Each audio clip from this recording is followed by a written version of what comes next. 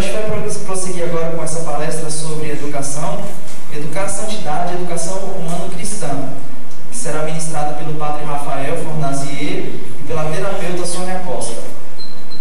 Padre Rafael é doutor em Ciências do Matrimônio e da Família, mestre em Antropologia Teológica, atual diretor executivo da Seção Brasileira do Pontifício Instituto João Paulo II, para estudos sobre matrimônio e família.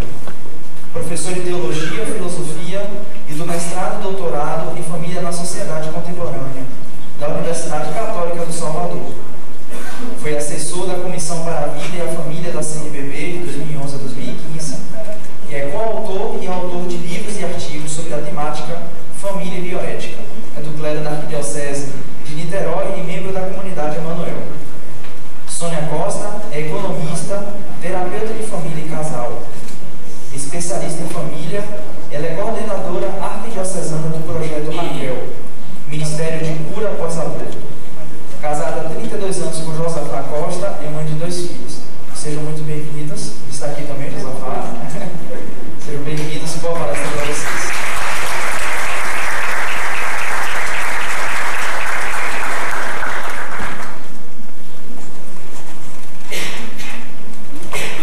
Bom dia. Bom, como tema, traz para a gente a temática, traz a questão da educação para a santidade, uma educação humano-cristã. Dá uma breve introdução para a gente, claro que a gente todo mundo sabe disso, mas é bom fazer uma pequena introdução ao tema, o que é educar, Uma tarefa difícil, uma aventura fascinante, mas uma tarefa difícil. E nos últimos tempos ela tem se tornado muito complexa. Na sua etimologia latina, significa conduzir para fora de si mesmo, encontro da realidade, rumo à plenitude que faz crescer a pessoa. Inclusive, isso é uma mensagem do Papa Bento XVI, por ocasião do Dia da Paz, em janeiro de 2012. Então, é levar o indivíduo ao encontro do outro, é preparar essa pessoa para enfrentar o mundo, e não para viver somente dentro de si. Vamos lá. Eu trago aqui só para mostrar para vocês como passa a educação na história da gente, na história da humanidade.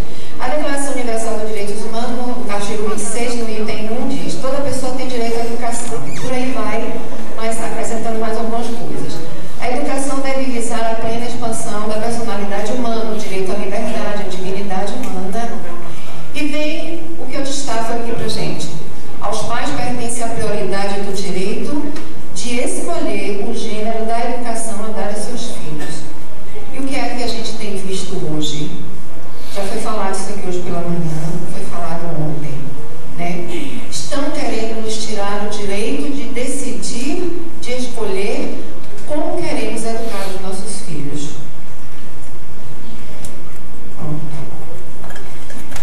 Aí a gente chega à nossa igreja. O que é a Familiares Consorte lá na década de 80 trouxe? João Paulo II. Os pais que transmitirem a vida, que transmitirem a vida aos seus filhos, têm uma gravíssima obrigação de educar a prole e por isso devem ser reconhecidos como seus principais educadores. É um direito intrínseco do ser humano, está lá na Declaração Universal de Direitos Humanos, a igreja reforça, traz isso como um valor. A família é, portanto, a primeira escola de virtude sociais de que a sociedade tem necessidade. Citação do Vaticano II. A família é a primeira e fundamental escola de sociabilidade enquanto comunidade de amor para encontrar o dom de si mesmo, uma lei que o guia e o faz crescer. Isso é nosso conhecimento, É óbvio, é o básico, mas parece que às vezes a gente esquece um pouco disso. O direito canônico, que diz no seu 1136, os pais têm importante dever e o direito primário de cuidar, segundo as próprias forças, da educação da prole, quer física, social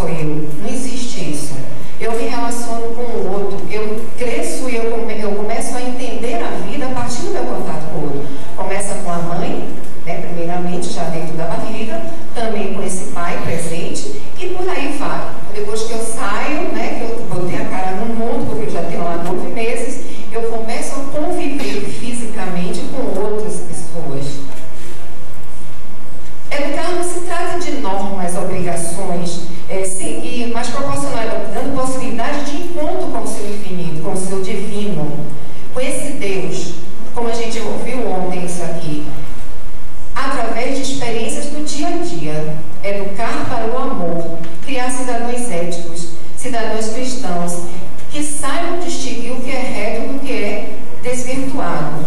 Essa é a função básica da família. Começa na família. Aí a gente chega, né, um pequeno percurso, e a gente chega na nova exortação apostólica do Papa Francisco sobre a família. A tarefa educativa deve levar a sentir o mundo e a sociedade como um ambiente familiar. É uma educação para saber habitar além dos limites da própria casa. No contexto familiar, ensina-se a recuperar a proximidade, o cuidado, a saudação. É lá que se rompe o primeiro círculo do egoísmo romantífero, fazendo-nos reconhecer que vivemos junto de outros, com outros, que são dignos da nossa atenção, da nossa gentileza, do nosso afeto. A gente tem vivido cada vez mais num ambiente individualista, hedonista, consumista, isso todo mundo a gente ouve o tempo todo e às vezes a gente não se dá conta, fica parecendo um chavão. Eu vou aprender a me relacionar com o outro aonde? Em primeiro lugar, em casa, com a minha família. A família é quem forma a sociedade. Não é a sociedade que forma a família, né? Faz parte, é uma troca, mas a base é nossa. Bom, nós chegamos a destacar, isso é tão importante, tem sido tão uma preocupação tão grande do Papa Francisco, que ele traz nessa exortação, no capítulo 7, a educação. A pessoa humana se constitui na relação com o irmão, com o outro. E aí ele começa, no capítulo 7, tá, gente? São divididos em alguns tópicos. Eu acho que muita gente aqui já deve conhecer essa exortação. Ele traz o primeiro tópico: onde estão os filhos? E agora o filho nasceu, faço o quê? Como vou conduzir essa criança? Como vou conduzir a minha vida agora com essa criança? Foi uma coisa até que o Marcelo falou ontem. Parece que é uma responsabilidade muito grande botar um filho no mundo, então eu vou evitando, eu vou empurrando para frente, porque eu sei, pelo que eu vejo, pelo que eu observo, colocar uma criança no mundo, um filho no mundo, vai fazer de mim uma pessoa dependente, né? Eu vou ter minhas restrições, eu não vou ter minhas liberdades. Então, isso é uma coisa que dentro de um sistema capitalista e de um sistema individualista, isso é colocado como uma norma, uma regra que todos têm que seguir. O filho nasceu, né? Então já começa uma preocupação e um descaso em muitos jeitos, né? Em muitos momentos, um completo desconhecimento do que é que eu vou fazer. Aí a gente vai. Como criar? Educar. Amorosidade acima de tudo, o contato pessoal acima de tudo, o diálogo acima de tudo. Essa palavra que às vezes parece tão batida, né? Diálogo, diálogo, diálogo. Esse diálogo não é só para eu falar, é eu ouvir também. Existe hoje também uma preocupação muito grande com esse controle e acompanhamento. Como assim? Eu tenho que controlar o tempo todo essa criança, esse adolescente. Hoje nós temos uma arma poderosa, né? Que é o Zap. Eu não vou mais nem do celular, falo do Zap, que está dentro do celular. No meu tempo não tinha isso, no tempo de nós, na maioria de nós aqui não tinha. Até com os meus filhos eu não tive esse Zap. E antes, como é que essas crianças estavam vivendo? Como é que elas estavam sendo construídas para a sua maturidade? De uma relação de confiança. É importante que a gente estabeleça essa relação de confiança com os nossos filhos a partir dos momentos de partilha juntos em casa. Controlar por controlar não vai gerar nesses filhos uma autonomia, uma liberdade, uma complexidade, uma capacidade de definir, de discernir o certo do errado, o desvio do reto. Não tem como. Porque se eu só faço exigência, se eu só faço imposição com esse filho, ele vai fugir do meu controle. E é muito fácil eu mentir pelo Zap, é muito fácil eu mentir pelo telefone, mas fica mais difícil eu mentir, eu enrolar quando eu estou no olho a olho. Então, esse controle ou acompanhamento é uma questão de escolha. Não adianta dizer que você está controlando e está mandando zap a cada 30 minutos. Isso não estou falando só nas relações de educação com filhos. No modo geral, a gente está tentando controlar o parceiro, o marido, a esposa, o namorado, um funcionário. Isso não dá certo, gente. A gente tem um controle, mas de uma forma de acompanhamento. Essa liberdade com responsabilidade se aprende no diálogo, se aprende no contato olho a olho, no contato físico, no abraço, no beijo, quando você mostra para ele, você se preocupa com ele.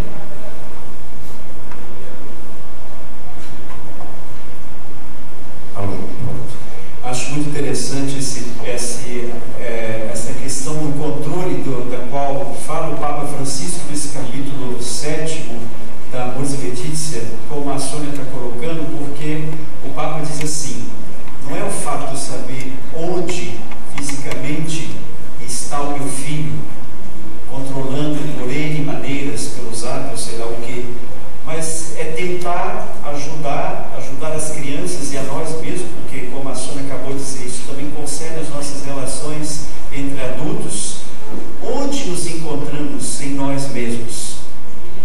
Não onde nos encontramos, eu estou no meio dos coleguinhas, mas como eu me encontro pessoalmente diante dos coleguinhas, não é? Simplesmente me deixo levar por aquilo que eles propõem, ou porque aprendi algo, procuro me posicionar porque me encontro, eu tenho uma identidade, não é? Aprendi coisas com a família, aprendi valores dos quais eu não abro mão, e ainda que eu esteja no meio dos coleguinhas fazendo talvez sei lá o que, não é? Vamos supor, eu fiz muito isso quando era criança, né? Pular no quintal do vizinho do outro para roubar as frutas, né? Bom, fruta ainda vai, mas mesmo assim tem que ter muito cuidado, não é? Mas quantas vezes me passava pela cabeça o fato de, não onde eu estou, na casa do vizinho roubando fruta, mas quando eu estou, no sentido, o que eu estou fazendo e o que isso concerne, em que isso concerne a minha identidade, a minha situação de pessoa. Aí me vinha logo meu pai e me disse: não posso fazer essas coisas por respeito à propriedade dos outros. Onde estou? Será que eu estou perdido em mim mesmo, dentro de mim mesmo, fazendo aquilo que eu não deveria fazer? Não porque eu estou no meio do grupo que está fazendo a coisa errada, porque eu posso me situar, vejam aí, é quase, não é? Um posicionamento físico, eu me situo de forma distinta, eu escolho não fazer aquilo. Não é? Acho que é muito interessante, porque isso ajuda a nossa caminhada, né? A dos jovens também, nossas relações também entre homens e mulheres, as relações conjugais, a buscar essa confiança de que cada um de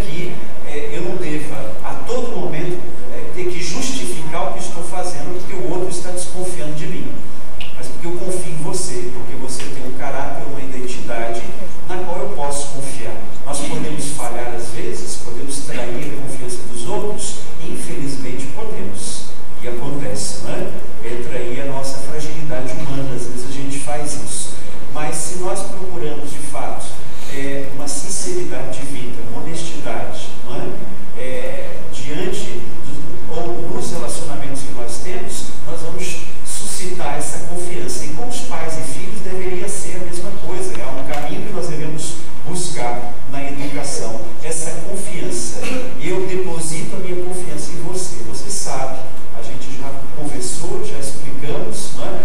O que nós acreditamos como sendo valores, não é? De respeito, de liberdade, mas é preciso que você faça um caminho na confiança, não um caminho de controle, não é? Tem que ir por aqui e por ali. Bom, para ser feliz, seu filho precisa de quê? Mais presença, menos presente. A gente já conhece, né? Mas acho que a gente pensa que esquece. Mais atenção, menos televisão. Mais interação, menos distração. Mais intimidade, menos exposição. Essa interação aqui é muito fácil hoje, com os recursos que nós temos e o acesso, né, materialmente mais fácil, eu deixar essa criança em frente à televisão, com um tablet na mão, que é muito comum. Eu paro, esse menino me deixa quieta. Mas essa interação, esse olho no olho, esse contato físico que eu preciso ter com ele, saber o que ele pensa, saber o que ele gosta, entender a alma dele, eu não posso fazer isso através de um aparelho. Essa intimidade, menos exposição, a gente tem buscado muito ocupar as crianças, né? Tem que dar vários cursos, várias formações a ela. A gente vai falar um pouco disso já no finzinho. A criança precisa brincar, ela precisa do lúdico. É no lúdico que ela aprende a conversar com ela mesma, com os sonhos dela e materializar a vida. O segundo item que ele traz, a formação ética. A escola e a família são parceiras, mas em alguns momentos a gente está parecendo que somos inimigos. A família faz uma coisa, a escola está fazendo outra. Isso é um problema grave que a gente está enfrentando e é uma questão, a escola e a família não podem ser, a escola escolariza, a família educa.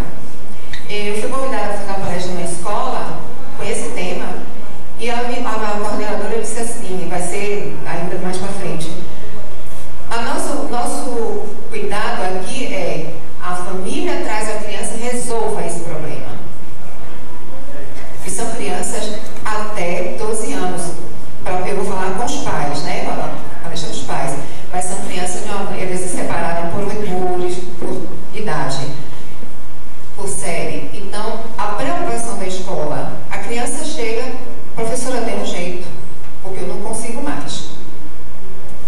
É o papel do professor. O professor é um orientador também, mas ele não está ali para educar seu filho.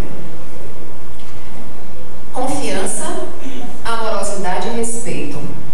Isso é fundamental na relação entre pais e filhos, porque essa confiança que o padre Rafael comentou, que foi falado ontem, se você tem uma sociedade desconfiada, as pessoas não confiam umas nas outras, você só faz uma bola de neve crescer. Mas essa confiança, ela começa em casa. Começa nas primeiras relações que eu tenho. Eu vou para a escola, as crianças vão para a escola cada vez mais cedo, com 1 ano de idade, ou às vezes também vão para a creche. Tudo bem, faz parte do processo, do esquema que a gente vive, mas tenham cuidado, temos que ter esse cuidado, porque é em casa que eu tenho que dar essa base. Então, essa confiança, essa amorosidade e esse respeito nasce de mim para ele. Eu não posso exigir dele aquilo que eu não estou dando a ele. Eu não posso exigir de ninguém aquilo que eu não ensinei, aquilo que ele não sabe, que ele vai aprender comigo. Ele vai aprender isso lá fora, aprende, e às vezes a duras penas. Tem uma coisa muito importante que o Papa traz para a gente, né, que dentro dessa formação ética, que virou até uma catequese, né? No período antes do sínodo, a todas as quartas-feiras, a catequese do Papa Francisco foi sobre a família. E um dos temas dessa catequese é a coisa mais simples do mundo. O valor do obrigado, por favor, desculpe. Fugiu, né? Ninguém mais agradece, ninguém mais pede desculpa, ninguém pede por favor. Fulano, me dê isso. Grita lá do seu quarto para a empregada trazer o que ele quer. Ou o próprio pai ou a mãe. Eu quero isso. Você não dá bom dia ao porteiro do seu prédio, você não dá bom dia ao segurança do shopping. São pequenos gestos que são vividos no cotidiano, que começa em casa. Se eu passo por uma pessoa qualquer na rua, ou dentro de uma instituição, ou dentro do meu condomínio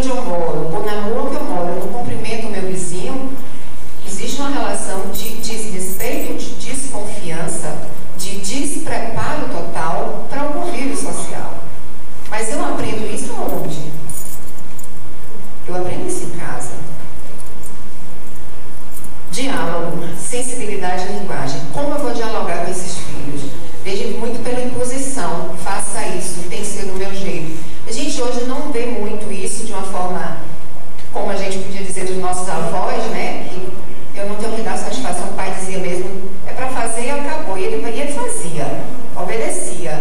Hoje isso não funciona, mas tem que funcionar como? Com a sensibilidade à linguagem. Eu tenho que dialogar com ele do mesmo nível. Se eu estou com uma criança, eu meio baixo para conversar com ela. Se eu estou com um adolescente, um adulto, eu já estou no mesmo nível de altura dela. Isso faz parte de uma dinâmica muito simples, mas que é fundamental e de extremo valor. E extremo valor para essa própria criança. Meu pai ou minha mãe veio até mim, desceu. Eu não posso conversar com uma criança de uma forma impositiva, porque ele não consegue absorver daquela forma, então ele vai absorver de uma forma mais errada que for possível. Então, essa amorosidade no falar, senta aqui, vamos conversar. Ele dá lá um piti, não sei o quê, espera, dá um tempo. Paciência, gente, paciência, é isso que está faltando para a gente, né? Com as nossas mídias digitais, tudo tem que ser muito rápido. Qualquer um de nós, eu em vez, ele estava aqui com uma coisa ali com o jornal, rápido, é acelerada, porque a Sônia é acelerada, ele já é mais devagar, então a gente vai se compensando, né? Um com o outro. A gente está fazendo isso com os nossos filhos, com os nossos educandos. Esses hábitos construtivos que começam em casa, vai partir de mim. Então, se eu não faço, se eu chego em casa só dou ordem aos empregados, aos filhos, eu estou criando alguns neuróticos também, né? Coerência no falar e no agir. Como é que eu cobro dele algo e não faço? Né? Faço o que eu digo, mas não faço o que eu faço.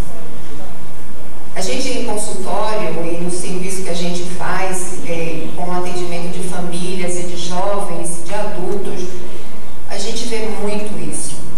Meu pai não faz, ou minha mãe não faz aquilo que manda eu fazer, né? E tem outra situação. Eu repito o papel que o meu pai ou a minha mãe está vivendo no mundo. É o que a gente chama, que a gente falou hoje de manhã com a irmã Cecília, que está por aqui, da repetição. A repetição indesejada. Eu não queria ser, eu critico meu pai pelo comportamento dele, eu critico minha mãe, não concordo, mas eu acabo fazendo igual. Por quê? Porque foi a escola que eu tive. Mesmo revoltada, mesmo insatisfeita, mesmo não concordando, eu acabo fazendo, porque o meu psicológico assume que aquela, apesar de ser ruim, foi a melhor forma que ele encontrou. Então vai dar certo comigo também. Bom, maturar hábitos, a gente já falou que é aquela coisa dos simples gestos, né? Vamos lá.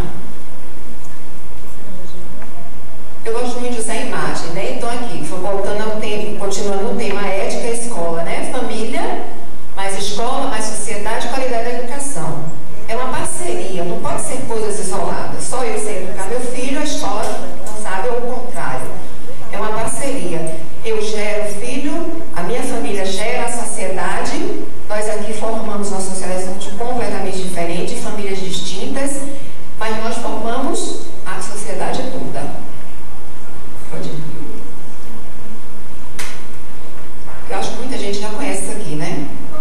Esse antigamente aqui, não é 50 anos atrás, não, 10 anos atrás.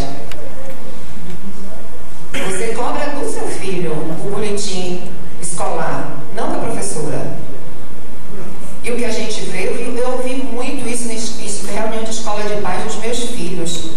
Pessoas chegarem, uns pais, a maioria das mães, né, chegarem com arrogância para questionar em plena reunião de pais coisas particulares de seus filhos, como se tivessem um rei na barriga. Então, o que é que está acontecendo? Eu me lembro de um fato que nunca vou esquecer, ou nunca mesmo, de um menino foi sujeito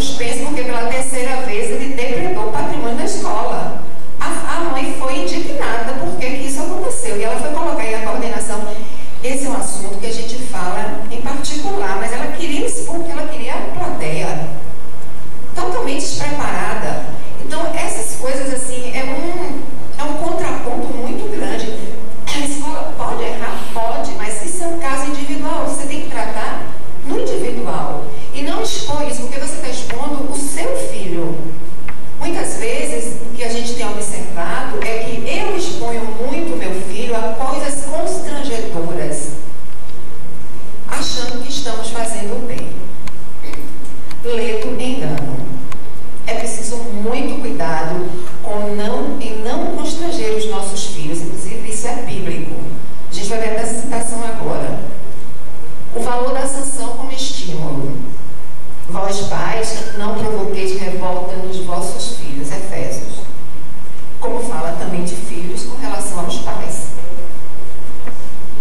Não dá para ser diferente. Vamos lá. O valor da sanção como estímulo é um item, né, também que ele destaca, né? E é muito importante lembrar que tudo isso que foi colocado na exortação foi colhido, né, ao longo de um ano nas igrejas do mundo inteiro. Foi muito interessante esse trabalho, como está sendo agora para os jovens, né, para a juventude. Eles também estão fazendo assim. Em nome de uma ideologia que a gente vive de tudo pode, tudo posso, para eu ser feliz, eu posso tudo, eu não posso corrigir meu filho. Haja vista a lei da palmada que nós temos já, né, institucionalizada. Não vou entrar na questão de bater ou não bater na criança, não é isso. Mas a sanção, ela deve servir como estímulo de melhora, como estímulo de correção e não como castigo. Observar sempre que essas más ações para as crianças têm consequências. Como o padre Rafael falou, a criança, né, tem isso, vai para o quintal do vizinho roubar banana, vai roubar goiaba, né? Goiaba, manga, laranja, até a gente precisa carregar um cacho de banana. Então, pular cerca, isso faz parte do crescer, né? Faz parte das peraltices, faz parte da vida, mas não de uma forma subversiva, de uma forma criminosa, de uma forma afrontosa, né? Como é que eu vou conduzir essa criança a ela entender isso? Depois que ela fizer, que o mal crescer? Não, eu tenho que começar em casa. É proibido isso não é seu. É aquela historinha que a gente já ouviu algumas situações. Chegou em casa, isso aqui conta, chegou em casa com um lápis, não foi? Do pai, disse, de quem é esse lápis? Aí eu encontrei no chão. Foi isso. Encontrei no chão da escola. No caminho, volte e entregue lá. Porque não é seu. Alguém vai procurar. Será que a gente está fazendo isso? Será que a gente está tendo esse cuidado? De quem é esse brinquedo que você trouxe aqui hoje? Ah, encontrei lá na escola. Tem um dia, né? Para os meninos menores, tem um dia que pode levar os brinquedos. De quem é? Esse não é seu. Cadê o seu? O seu você leva. Você quer dar, você tem. Outro lhe deu, tudo bem, mas você tem que se certificar de que aquela criança recebeu aquele presente ou que ele deu aquele presente para aquele coleguinha. Você não pode simplesmente, eu encontrei no chão, peguei. Tudo bem, você encontrou no chão, de onde? Na rua, caminhando, ou aonde? Na escola. Tem que buscar a origem. Como é que ele encontrou? Se ele tem um dono, alguém pode estar precisando disso, não importa o valor, é um lápis, é um laptop, não importa. Então a gente vê hoje, ultimamente, assim, um taxista devolveu uma bolsa com R$1.000. Ave Maria, virou uma manchete. Gente, que é isso? Né? Mas é o que a gente tem visto no dia a dia da nossa sociedade. Correção sem ira, com respeito. Não adianta você chegar, além, hoje se parte-se muito ainda, né? Mas talvez menos, mas é a forma como eu corrijo. Essa forma como eu corrijo essa criança, esse educando, vai gerar nele revoltas, vai gerar nele consequências. Porque você não soube dialogar com ele, você não soube expor a ele as reais virtudes que ele precisa aprender.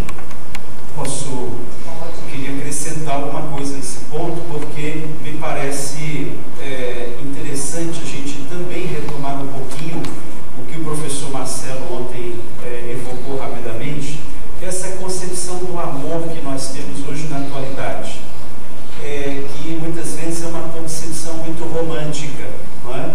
E que nos influencia até nós, cristãos, quanto cristão, quando a gente fala do amor ao próximo, de amar o inimigo, porque nós levamos muito para o âmbito dos sentimentos e achamos que amar significa ter sempre sentimentos bons, mas na verdade o amor ele se ver um exemplo do nosso cotidiano que toca um pouco o que a Sônia acabou de dizer. Por vezes, vocês pais, mas nós também educadores, eu já fui professor de crianças em vários lugares, inclusive no exterior, por vezes nós somos acometidos por uma raiva, por uma ira, certo? É um movimento dos nossos sentimentos, é o que nós podemos chamar também, que o catecismo chama, e que o Papa explica muito bem, convido vocês a ler no capítulo 4, onde o Papa explica muito bem essa distinção entre amor, sentimentos, paixões, que ele retoma nada mais, nada menos do catecismo. As paixões são múltiplas e variadas na nossa vida, ou sentimentos, se preferirem, ou também afetos. Nós somos afetados muitas vezes pelas coisas que nos causam raiva, tristeza, medo, mas pode causar também alegria, confiança, né? A pessoa suscita, que já é um sentimento um pouco mais elaborado, mais reflexivo. A confiança já é algo que a gente vai adquirindo no relacionamento com o outro, acaba tendo aquele sentimento de confiança, é um sentimento mais elaborado, mas tomemos esses sentimentos que surgem em nós e rompem em nós repentinamente, e que podem acontecer muito no seio da família, como por exemplo a raiva. Eu fico irritado, fico com raiva, e a nossa reação muitas vezes é, ou eu grito, não é? Ou eu digo coisas que eu não deveria dizer, ou eu bato, não é? Como às vezes acontece, tá? Exagero até às vezes uma palmada. Então é preciso que a gente saiba colocar isso no contexto da relação que nós temos com as crianças, mas com os outros também, tentando perceber como que nós somos convidados a não nos deixarmos sempre, não é? Ou melhor, a tentar administrar os nossos sentimentos, essas paixões que nos vêm, mas não significa que vamos deixar de tê-los. Eu posso e vou continuar tendo muitas vezes uma raiva. Quem é que não sente raiva às vezes por uma coisa que a criança fez em casa? Mas que raiva que dá, não é? Mas isso também acontece. O exemplo que eu gosto de dar nas minhas falas é o exemplo do nosso cotidiano, para falar desses sentimentos. Estou andando na rua de carro, alguém me dá uma fechada, ou alguém me dá uma batida. Que sentimento que vem? Sentimento de raiva, certo? Eu estou aqui agora e alguém me liga dizendo, olha, fulano da nossa família faleceu. Que sentimento que vem? Tristeza. Se ao sair daqui, ali fora, começar a dizer, olha, se a terceira guerra mundial vai começar, que sentimento nós vamos ter? Medo.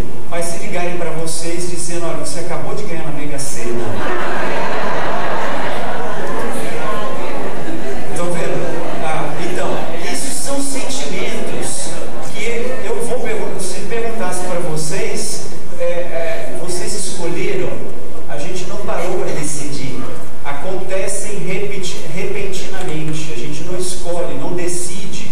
Eu não paro e decido, agora eu vou ficar com raiva, né? Agora eu vou ficar com medo.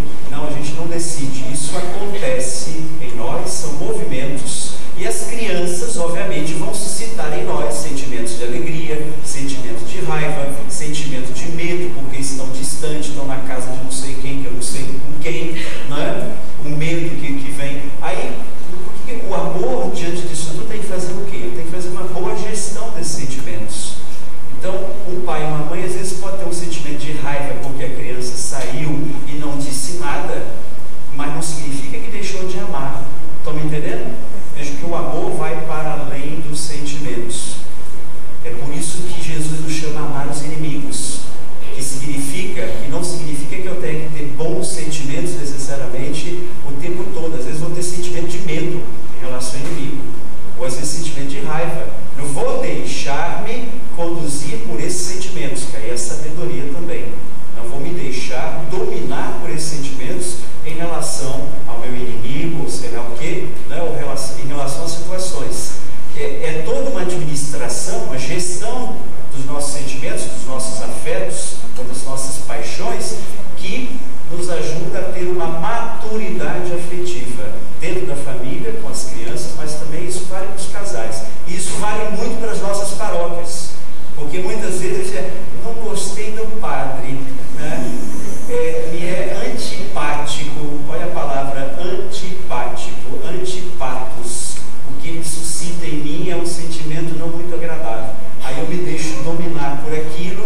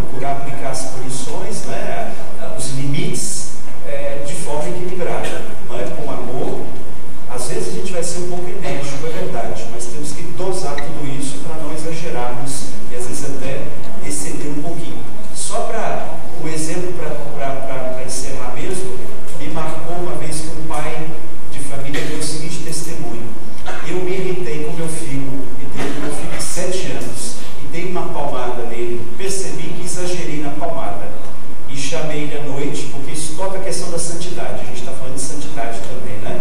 Educação à santidade também. Isso toca a nossa vida de fé, a vida cristã.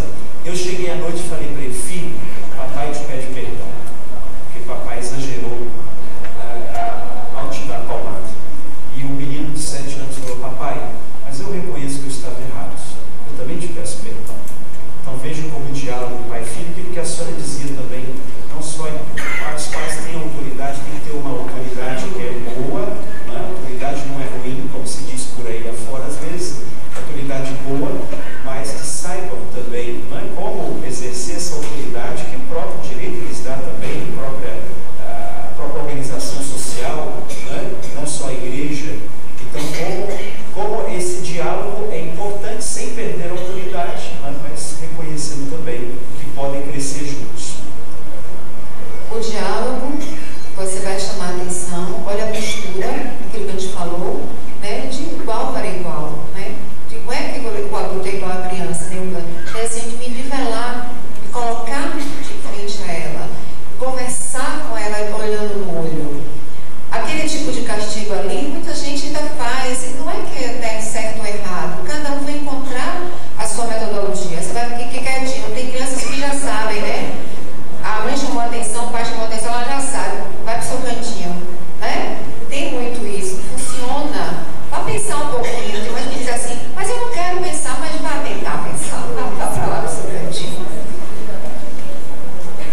Aqui já temos, está vendo também o diálogo, a mãe está presente, mas tem momentos que tem que ser o pai, tem momentos que tem que ser a mãe. Mesmo que eu esteja ali, já aconteceu com todo mundo aqui que é pai e mãe, nós aqui, eu não estou concordando muito com o que ele está falando, mas eu vou falar com ele depois. Eu não posso discutir com o pai, com o meu marido, com minha esposa na frente do filho enquanto ele está fazendo uma correção. Se for uma agressão, você pode intervir, mas não é o caso que a gente está falando. Aqui, nós temos os 4 também dialogando e ouvindo a criança. A gente chega numa coisa encadeada, não, vocês já perceberam, né? Esse realismo paciente que ele coloca pequenos passos dentro de um limite de cada um. Eu não posso exigir de uma criança de 3 anos o que eu posso exigir de uma de 8, de 10. Nem o contrário. Então, tudo tem o seu tempo. Ele coloca uma coisa muito interessante que se diz assim: essas experiências que a gente falou antes da correção geram feridas nos jovens, nas crianças, e levam. A criança é o meu mestre. Podem confiar nisso. Não é frase minha. A minha criança é o meu mestre. Porque o que eu vou aprender lá, eu vou levar para a vida toda. Esses pequenos passos, eu tenho que ter essa observação. Se eu estou com dificuldade, eu tenho que buscar ajuda. As experiências negativas geram desprezo pela ética. Então, se eu cometo pequenos atos falhos e o meu pai exagera, o meu educador exagera nessa correção, eu crio raiva por aquilo. Eu também eu levo essa raiva que ele fala, eu levo para frente. A raiva, ela é bem-vinda em muitas situações, quando ela faz você conhecer quem você é. Eu digo, já disse isso em consultório, a pessoas que eu tenho raiva do meu pai, você viu muito isso, de adulto e de jovem. Tá? Então vamos ver por que você tem essa raiva. Assume. Mas eu tenho culpa porque eu tenho essa raiva. Vamos trabalhar isso. Porque não adianta só você ter raiva. Você pode ter a raiva, mas você não pode viver com ela. Carregá-la como uma coisa que pertence a você. Você tem que resolver isso, porque senão você vai passando isso para todas as outras situações da sua vida. Essas experiências negativas geram essas deficiências. A gente vai ver em algumas cenas mais na frente. Curar as feridas dos jovens faz parte de nós. Hoje estamos vivendo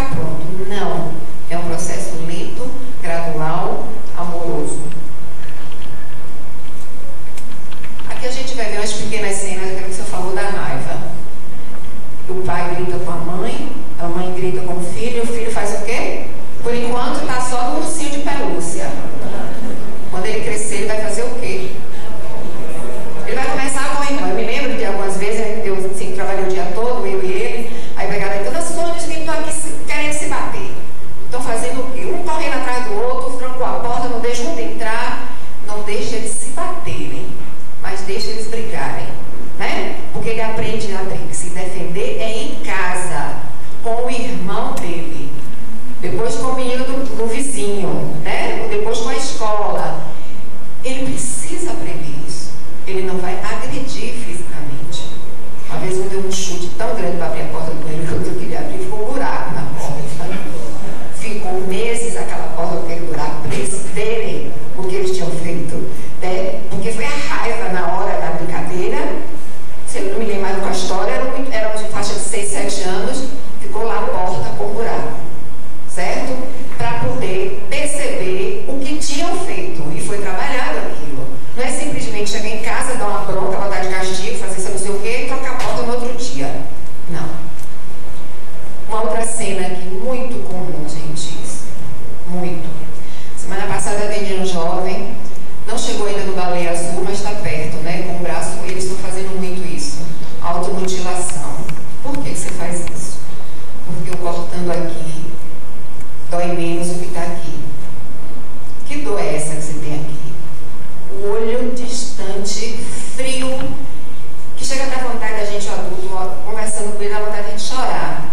Uma frieza no olhar, porque não tem 16 anos, não tem esperança, não tem perspectiva. Tem uma história familiar complicada, está começando a se envolver com a droga, né? Começa na maconha, e a avó, quem cria, está desesperada, né? Encerrando aqui.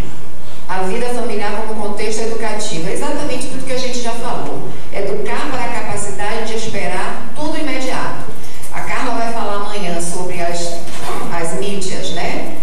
Se a gente vive num sistema, aí não tem como voltar, gente, não tem. Então, uma maravilha estar aqui com esse PowerPoint, né? Transmitindo ao vivo, eu posso falar a qualquer momento com qualquer pessoa em qualquer lugar.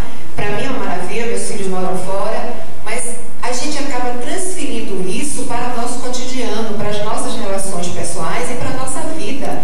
Os namoros hoje são concluídos pelo Zap. As pessoas estão terminando os casamentos por mensagem de Zap. A minha linguagem é, eu já ouvi isso de jovens não, mais de 30 anos, independentes, autônomos, profissionais. Ah, doutora, se não der certo eu deleto. Levo para a prateleira, tem mais esperando. Tenho reserva de mercado. Reserva de mercado é linguagem de mercado. Deleto é linguagem de informática. Filho custa caro, linguagem capitalista. Então a gente está trazendo tudo para isso. Quanto mais eu adiar essa maternidade, melhor vai ser. O Marcelo falou ontem, eu vou formar, eu vou fazer mestrado, eu vou viajar ao mundo, eu vou comprar um carro, eu vou ter um apartamento, uma casa de praia, depois eu penso em construir uma família. Esses nativos digitais, como é que você vai ensinar ele a ter paciência, saber esperar o momento de tudo na vida? Porque a vida não vai oferecer a ele as coisas fáceis como eu estou oferecendo em casa. Aí o Papa traz saber habitar além da própria casa. É na casa que eu aprendo a habitar o mundo lá fora. E aí vem depois a encíclica sobre o meio ambiente. Aqui é só imagem. Olha o nosso bebê de hoje. Beleza, né? É a nossa realidade. Aí já vai ter assim, isso está atrasado, hoje é laptop, tablet. Vamos lá. Aquilo que a gente falou, a gente está criando pequenos reis, né? Eu não ouço, quero saber o que você está falando, não. Mas quando chega naquela fase, já passou por essa. Então não me interessa o que você vai falar. Observe, são bem semelhantes, né? Uma é consequência da outra. A próxima. A próxima é ótima. Nós estamos criando esses adultos. O que é que você quer? Tudo está na sua mão. Só tem um filho. É como o Marcelo falou. O meu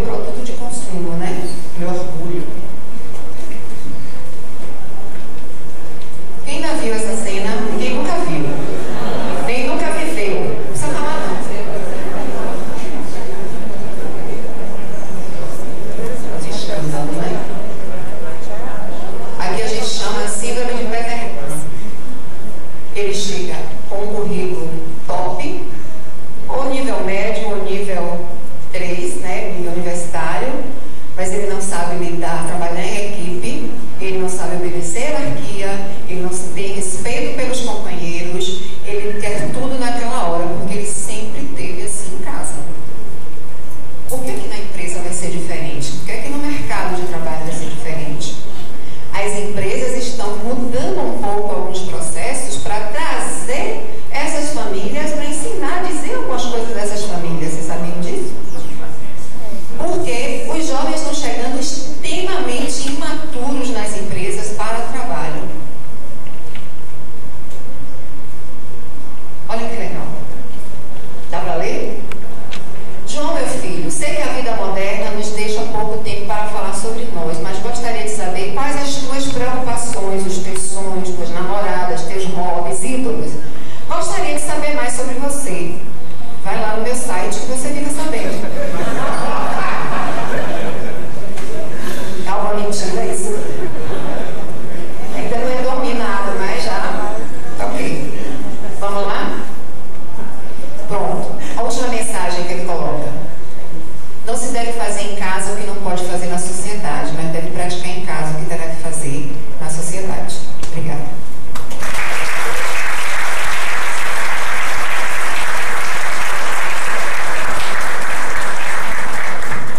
Nosso tempo já se esgotou. Eu não vou... Pode voltar atrás um pouquinho. Volte atrás. Pode voltar, deixa lá. Só vou complementar algumas coisas. Na verdade, depois a gente vai disponibilizar alguma coisa para vocês, mas só para enfatizar o seguinte ponto, porque essa nossa intervenção visava um pouco também falar do aspecto da santidade, né? Porque pode parecer uma coisa fora de moda, e às vezes até no nosso contexto de vida, de igreja, talvez os pais tenham dificuldade de falar de santidade para as crianças, né? Nesse capítulo, para os adolescentes, para os jovens também. E nós mesmos, entre nós, a gente às vezes tem essa dificuldade. Ouvimos algumas pessoas que falam muito de santidade, mas para tantos outros católicos, essa palavra ficou um pouco fora de moda até, saiu um pouco do vocabulário, não é? Então, continuando esse capítulo do Papa, sobre o qual nós escolhemos nos apoiar um pouco para expor alguns pontos para vocês, ao final, além do Papa tratar também da questão da educação à sexualidade, que a gente até vai deixar um pouco para falar do doutor Ítalo, daqui a pouco acho que ele vai retomar um pouco esses pontos. Ao final, o Papa volta com esse tema da santidade, da transmissão da fé, que é uma grande questão, né? Santidade, preciso que a gente recorde, troque em miúdos, nada mais é do que a vida com Deus. Não é? Ser santo é viver com Deus, na presença de Deus, e deixar que Deus viva em nossa vida. Como? Aí sim a gente vai entrar seguindo seus mandamentos, não é? Procurando viver aquilo que a igreja nos pede para viver. Aí a gente vai tornando a coisa um pouquinho mais complexa, mas no fundo o objetivo é esse. Uma vez um adolescente me perguntou: todas as pessoas me dizem que eu fui salvo por Jesus, mas no final das contas, o que significa ser salvo? Se a gente perguntar a muitos padres aí, eu acho que eles não saberão responder, porque a gente dificultou um pouco as coisas, não é? Temos que saber traduzir um pouco a coisa. O que significa ser salvo por Jesus Cristo, não é? Encontrar a nossa dignidade de filhos e filhas de Deus, criados à imagem e semelhança de Deus, e a nossa verdadeira vocação nesse mundo, nele, no Filho. Somos filhos do Filho, perdemos a nossa dignidade pelo pecado e a perdemos sempre quando pecamos. Jesus quer nos trazer a dignidade de filhos e filhas de Deus, e como pais, a transmissão da fé que nós somos chamados a fazer é essa: mostrar um caminho de encontro com Deus. E o Papa então dá várias dicas que a gente poderia citar tantas, né? E descobrir o caminho de cada um, porque cada filho tem o seu ritmo na fé, assim como cada um de nós, assim como também homem e mulher no casal tem o seu ritmo diferente de fé, né? Às vezes a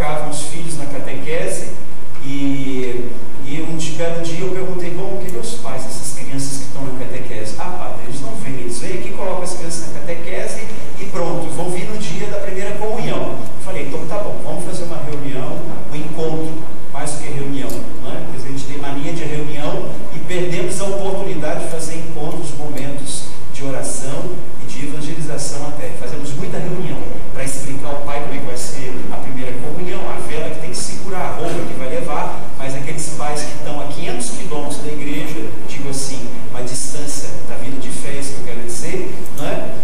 Perdem a oportunidade talvez de ouvir uma palavra de Deus, um convite a caminhar e a avançar na fé. Então eu brinquei uma vez, não é? com os pais, na maioria mães, porque era periferia, são as mães que vêm mais, o pai às vezes nem está presente, né? Brincava, mas se vocês querem vender um shampoo da Avon, não é? Porque muitas vezes, ou da Natura, um sabonete da Natura para uma pessoa, você vai dizer, esse sabonete da Natura é maravilhoso, esse shampoo da Avon faz crescer o cabelo, ficar bonito, não é? Brilhoso, etc e tal. E se eu pergunto para você, você usa esse sabonete? Você usa esse shampoo? E a pessoa diz, não. Como é que você quer que eu compre o seu produto então? Eu não uso, eu quero te vender. É bom, eu quero te vender, mas eu não. Muitos pais, então, com boa vontade até, colocam as crianças na catequese. Porque eu acho que tem uma coisa boa lá, mas eu não uso aquilo que é bom que está lá. Acho que tem uma coisa boa. Então, o testemunho dos pais, daqueles que são católicos, que estão aqui, daqueles que praticam, aqueles que nos ouvem, é fundamental. João Paulo II dizia, marcou a minha vida ver o meu pai de joelhos ao pé da cama rezando. Aquilo marcou a minha vida. Mais vale um gesto e uma palavra de um pai e de uma mãe do que um gesto ou 1000 palavras de um catequista ou de uma catequista. Não estou desmerecendo o papel dos catequistas, mas a família delegou muito para a catequese, assim como delegou muito para a escola, e por isso cobra hoje da escola também, porque delegou, porque também foi forçada a fazer isso, né? Se insiste que a família delegue para a escola começa a dizer, não, nós não aguentamos, para com isso, porque quando chega lá, como a Sônia colocou, chega lá uma mãe que diz assim, olha, resolva o meu problema porque eu não consigo mais resolver. Não foi só a família que delegou para a escola, é porque há um movimento de puxar da família, dizer, deixe famílias, que nós vamos fazer o trabalho, só que não dá conta, e não é o papel da escola. A escola tem que colaborar, e o Papa deixa claro no documento, a escola é subsidiária, ajuda a família nesse processo, não deve ser substituído, mas como há um movimento de puxar da família, alguns até falam, infelizmente, até no âmbito católico, né, em reuniões em Roma, há pouco tempo, teve uma reunião de educação católica, na qual um dizia isso, né, que no futuro a educação não será mais das famílias, será de grupos que vão se ocupar da educação das crianças, não mais das famílias. Agora, eu agradeço muito a Deus que o oráculo dessa pessoa não vai nunca se cumprir, porque a força da família é muito grande. É muito grande.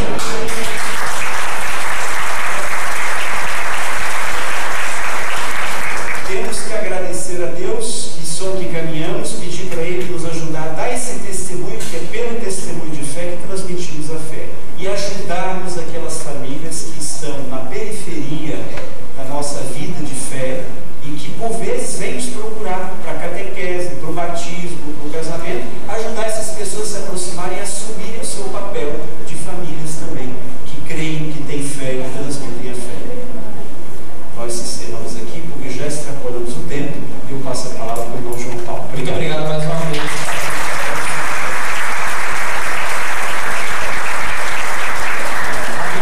Antes que a gente se despeça, duas informações bem rápidas. Temos um restaurante aqui, como vocês sabem, aqui no Vieira mesmo, Mestre Cuca, um restaurante de comida aquilo. Vocês descem, vira à esquerda, está tudo indicado, senão vocês perguntam ao pessoal